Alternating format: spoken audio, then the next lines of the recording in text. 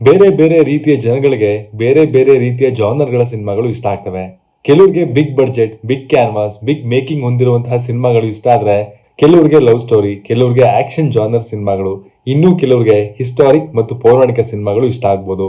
ಆದ್ರೆ ಪ್ರತಿಯೊಬ್ರು ಕೂಡ ಇಷ್ಟಪಡುವಂತಹ ಒಂದು ಕ್ಯಾಟಗರಿ ಅಂದ್ರೆ ಅದು ಫೀಲ್ ಗುಡ್ ಎಕ್ಸ್ಪೀರಿಯನ್ಸ್ ಕೊಡುವಂತಹ ಸಿನಿಮಾಗಳು. ಈ ಸಿನಿಮಾಗಳು ಸಾಕಷ್ಟು ಸಿಂಪಲ್ ಆಗಿರ್ತವೆ, ಆದ್ರೆ ನಮ್ಮ ಜೀವನದಲ್ಲಿ ನಾವು ಕಾಣಬೇಕು ಅಂತ ಹಂಬಲಿಸುವಂತಹ ಕೆಲವೊಂದು ಅನುಭವಗಳನ್ನ ಅಥವಾ ಭಾವನೆಗಳನ್ನ ನಮ್ಗೆ ಕಾಣೋ ಹಾಗೆ ಮಾಡ್ತವೆ ಅನ್ನೋ ಕಾರಣಕ್ಕಾಗಿ ಈ ಸಿನಿಮಾಗಳು ನಮ್ಗೆ ಗೊತ್ತಿಲ್ಲದೇನೆ ಇಷ್ಟ ಆಗ್ಬಿಡುತ್ತೆ. ಅದೇ ರೀತಿಯ ಒಂದು ಸಿನಿಮಾ ಭಾವತೀರ ಯಾನ ಈ ಶುಕ್ರವಾರ ರಿಲೀಸ್ ಆಗಿದೆ. ನಾನು ಸಿನಿಮಾ ನೋಡಿದೆ. ಸಿನಿಮಾ ಹೇಗಿದೆ, ಇಷ್ಟ ಆಯ್ತಾ, ಕಷ್ಟ ಆಯ್ತಾ, ಎಲ್ಲವನ್ನ ಈ ರಿವ್ಯೂಲ್ ಹೇಳ್ತೀನಿ. ಬನ್ನಿ ನೋಡ್ಕೊಂಬರೋಣ.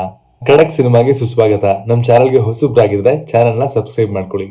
ಮಣಿಕಾಂತ್ ರವರ ಭಾವತೀರ ಯಾನ ಎನ್ನುವಂತಹ ಕಾದಂಬರಿಯ ಒಂದು ಭಾಗದಿಂದ ಪ್ರೇರೇಪಿತರಾಗಿ ಈ ಸಿನಿಮಾದ ಕಥೆಯನ್ನ ಮಾಡಲಾಗಿದೆ. ನಾವು ಒಳ್ಳೆ ಸಿನಿಮಾದ ನಿದರ್ಶನವನ್ನ ನೀಡಬೇಕಾದ್ರೆ ಹಳೆಯ ಕನ್ನಡ ಸಿನಿಮಾಗಳನ್ನೇ ಪ್ರಮುಖವಾಗಿ ಹೇಳ್ಕೊತೀವಿ. ಯಾಕಂದ್ರೆ ನಮ್ಮ ಸಾಕಷ್ಟು ಹಳೆಯ ಕನ್ನಡ ಸಿನಿಮಾಗಳು ಸಾಹಿತಿಗಳ ಕಾದಂಬರಿ ಆಧಾರಿತವಾಗಿ ಮೂಡಿ ಬರ್ತಾ ಇದ್ವು, ಹಾಗೂ ಕನ್ನಡಿಗರ ಮನಸ್ಸಿಗೆ ಅಂತಹ ಸಿನಿಮಾಗಳೇ ಹೆಚ್ಚಾಗಿ ಹತ್ರ ಆಗ್ತಾ ಇದ್ವು. ಭಾವತೀರ ಯಾನ ಸಿನಿಮಾ ಕೂಡ ಮತ್ತೆ ಆ ಹಳೆಯ ನೆನಪುಗಳನ್ನ ಮರುಕಳಿಸುವಂತಹ ಕೆಲಸವನ್ನ ಮಾಡಿದೆ. ನಮ್ಮಲ್ಲಿ ಲವ್ ಸ್ಟೋರಿಗಳು ಇತ್ತೀಚಿನ ದಿನಗಳಲ್ಲಿ ಸಾಕಷ್ಟು ಬರ್ತಾ ಇದೆ. ಆದ್ರೆ ಇತ್ತೀಚಿನ ಲವ್ ಸ್ಟೋರಿಗಳು ಹೊಸ ಜನರೇಷನ್ಗೆ ತಕ್ಕಂತೆ ಸಂಪೂರ್ಣವಾಗಿ ಬದಲಾಗ್ಬಿಟ್ಟಿದೆ. ಆದ್ರೆ ಈಗ್ಲೂ ಕೂಡ ಮನಸ್ಸಿನೊಳಗೆ ಪ್ರತಿಯೊಬ್ರು ಇಷ್ಟಪಡೋದು ಆ ಮುಗ್ಧ ಪ್ರೀತಿಯನ್ನ. ಈ ಸಿನಿಮಾ ಹೇಗಿದೆ ಅಂತ ನೀವೇನಾದ್ರೂ ಕೇಳೋದಾದ್ರೆ, ನಾನು ಮೇಲೆ ಹೇಳಿದಾಗೆ ನಾವುಗಳು ಮಿಸ್ ಮಾಡ್ಕೊಳ್ತಿರುವಂತಹ ಲವ್ ಸ್ಟೋರಿಯನ್ನ ನೋಡ್ಬೇಕು ಅಂತ ಕಾಯ್ತಾ ಇದ್ರೆ ಭಾವತೀರ ಯಾನ ಸಿನಿಮಾ ಖಂಡಿತವಾಗ್ಲೂ ನಿಮ್ಗೆ ಒಂದು ಒಳ್ಳೆ ಫೀಲ್ ಗುಡ್ ಎಕ್ಸ್ಪೀರಿಯನ್ಸ್ ನೀಡುತ್ತೆ.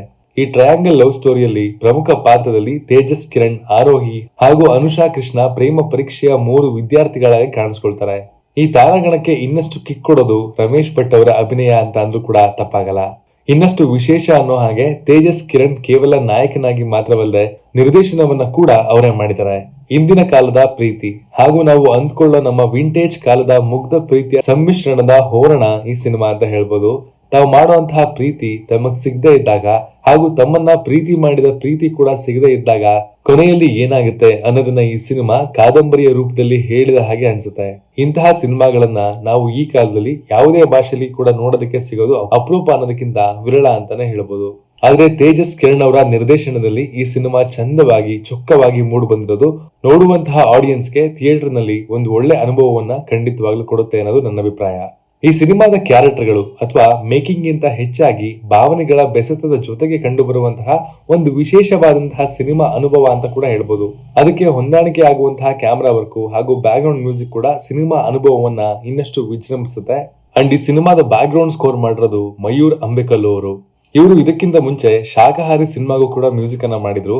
ಈ ಸಿನಿಮಾದಲ್ಲಿ ಮ್ಯೂಸಿಕ್ ನ ಜೊತೆಗೆ ಡೈರೆಕ್ಷನ್ ನ ಜವಾಬ್ದಾರಿಯನ್ನ ಕೂಡ ತೇಜಸ್ ಕಿರಣ್ ಅವರ ಜೊತೆಗೆ ಇವರು ವಹಿಸಿದ್ದಾರೆ. ಇವರ ಬ್ಯಾಕ್ ಗ್ರೌಂಡ್ ಸ್ಕೋರ್ ನನಗೆ ತುಂಬಾನೇ ಇಷ್ಟ ಆಯ್ತು. ಸಿನಿಮಾದ ಭಾವವನ್ನ ನೆಕ್ಸ್ಟ್ ಲೆವೆಲ್ಗೆ ಎಲಿವೇಟ್ ಮಾಡಿರೋದು ಈ ಬ್ಯಾಕ್ ಗ್ರೌಂಡ್ ಸ್ಕೋರ್ ಮತ್ತು ಆಕ್ಟರ್ ಗಳ ಪರ್ಫಾರ್ಮೆನ್ಸ್. ಆಕ್ಟರ್ ಮತ್ತು ಮ್ಯೂಸಿಕ್ ಡೈರೆಕ್ಟರ್ ನಿರ್ದೇಶಕರಾಗಿರೋದ್ರಿಂದ ಆ ಎರಡು ಡಿಪಾರ್ಟ್ಮೆಂಟ್ ಗಳು ಅಂದ್ರೆ ಆಕ್ಟಿಂಗ್ ಡಿಪಾರ್ಟ್ಮೆಂಟ್ ಮತ್ತು ಮ್ಯೂಸಿಕ್ ಡಿಪಾರ್ಟ್ಮೆಂಟ್ ಅಲ್ಲಿ ಒಳ್ಳೆ ಸ್ಕೋರ್ ಅನ್ನ ಮಾಡಿದ್ದಾರೆ. ಹಿಂದಿನ ಕಾಲದ ಪ್ರೀತಿಯಿಂದ ಮುಪ್ಪಾಗುವವರೆಗೂ ಅಂದಿನ ಕಾಲದ ಪ್ರೀತಿಯ ಪ್ರತಿಯೊಂದು ಮಜಲುಗಳನ್ನ ಕೂಡ ಈ ಜಂಟಿ ನಿರ್ದೇಶಕರುಗಳು ಈ ಸಿನಿಮಾದಲ್ಲಿ ತೋರಿಸುವಂತಹ ಪ್ರಯತ್ನವನ್ನ ಮಾಡಿ ಯಶಸ್ವಿಯಾಗಿದ್ದಾರೆ. ಅಂಡ್ ಸಿನಿಮಾದಲ್ಲಿ ಪ್ರಮುಖವಾಗಿ ಸಂಭಾಷಣೆ, ಕತೆ ನಿರೂಪಣೆ, ಭಾಷಾ ಶುದ್ಧತೆ ಎಲ್ಲವೂ ತುಂಬಾ ಚೆನ್ನಾಗಿದೆ. ಅದು ನನಗೆ ತುಂಬಾ ಇಷ್ಟ ಆಯ್ತು.